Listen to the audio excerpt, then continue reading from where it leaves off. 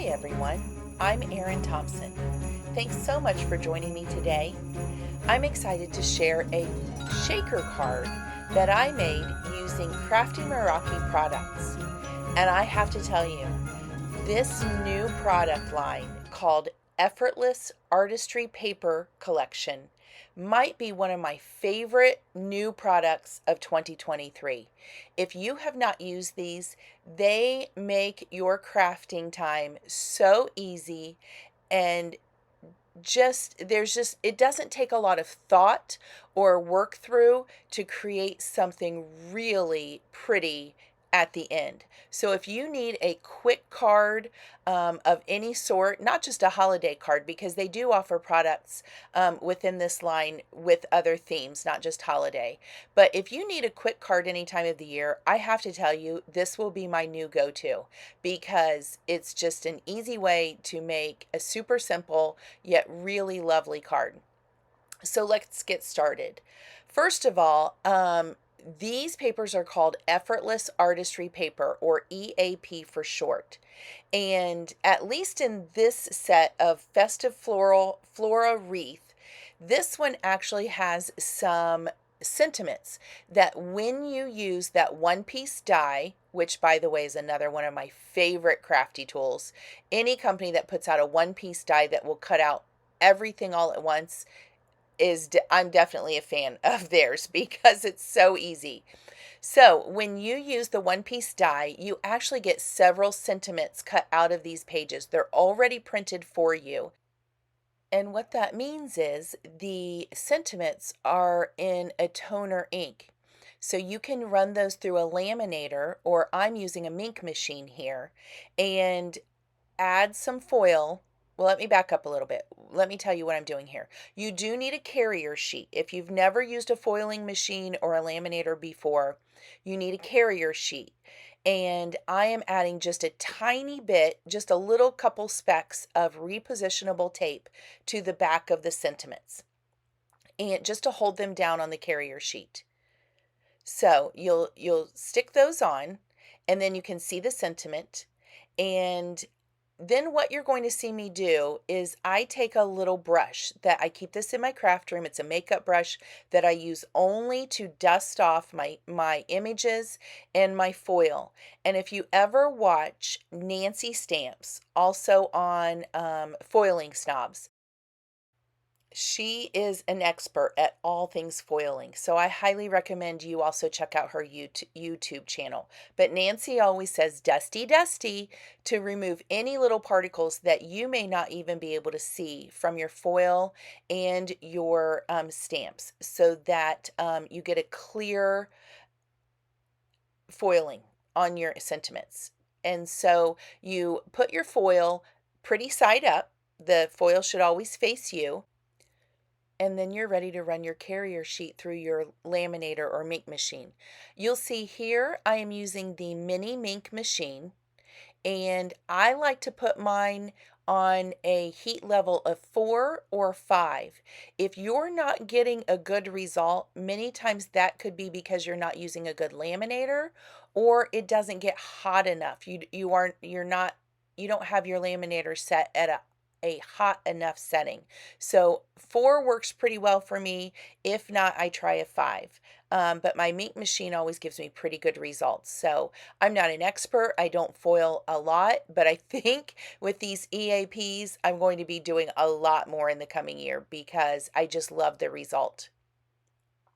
So there you go, beautifully foiled sentiments. And I used the Deco foil, and many companies sell hot foil transfer sheets, and Crafty Meraki does as well.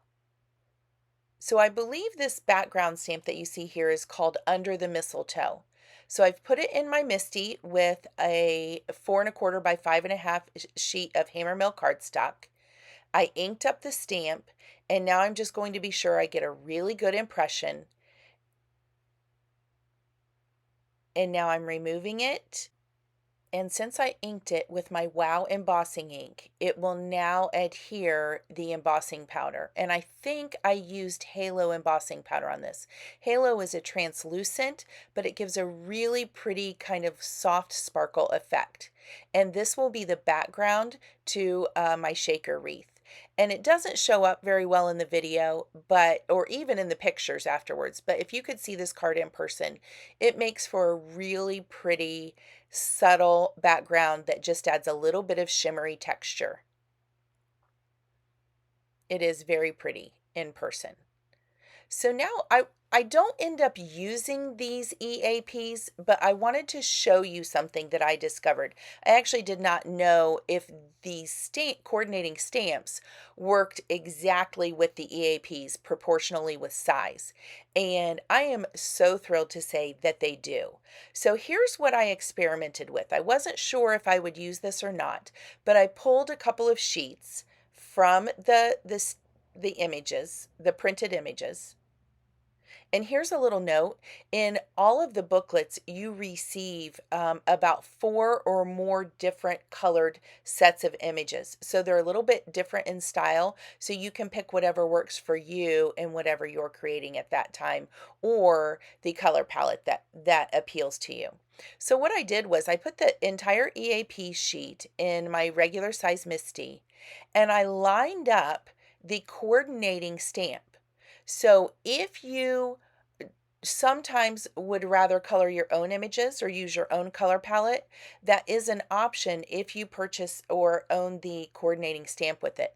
So what I did was I lined it up with the printed sheets in the MISTI, used my Wow embossing ink, and I am going to stamp right over the pre-printed images. And I have to tell you, I am not one that can ever get anything lined up perfectly to save my life.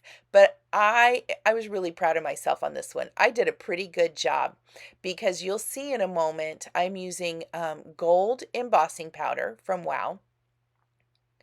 Pour it over it. Of course, I heat set it. And I have to tell you, I got that stamp lined up perfectly. I was thrilled with the outcome. So if you want to change up your EAPs just a little bit, add a little bit of something extra, using that coordinating stamp and adding some embossing powder really takes it to the next level. It just came out so pretty. But you're going to see in the end, I actually ended up not using it. I thought there was enough going on with the wreath and the shaker and just real estate space on my card that I ended up not using them. So I'm adhering my background panel that we heat embossed. I adhered that to my card base. Now I've added a sheet of acetate to the wreath, the EAP that I've already cut out, and to create a shaker card. I like to use 1/8 inch score tape to adhere my shaker windows. And so that's what I'm using here. Just go all the way around. I use a bone folder to make sure that that's really adhered well.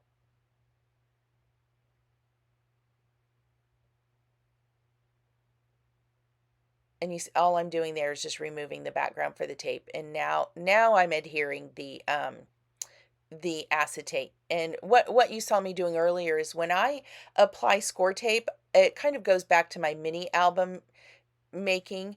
I will use my bone folder to just go over the tape to make sure it's really adhered well, so nothing will pull up after I get everything layered up.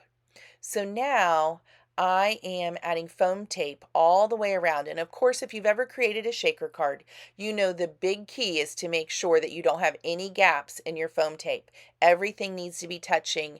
And I doubled my foam tape on this one because I really like to have a good little shake in the shaker card. Because if you don't have a good shake, there's no use, right? I'm using Flamingo Sparkles from Wow for this in the shaker.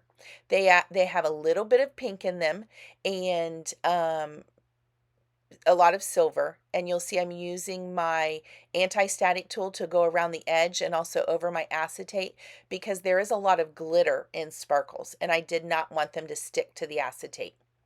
You can also give your acetate a wash with like hand soap and water, or even use rubbing alcohol over it and let it dry. And that should remove any static on acetate. But I find if I just use my anti-static tool, that was fine. Now I'm adding foam tape to the back of my sentiments, and I've already adhered the wreath to my card. And you'll find that I just adhere these to the middle.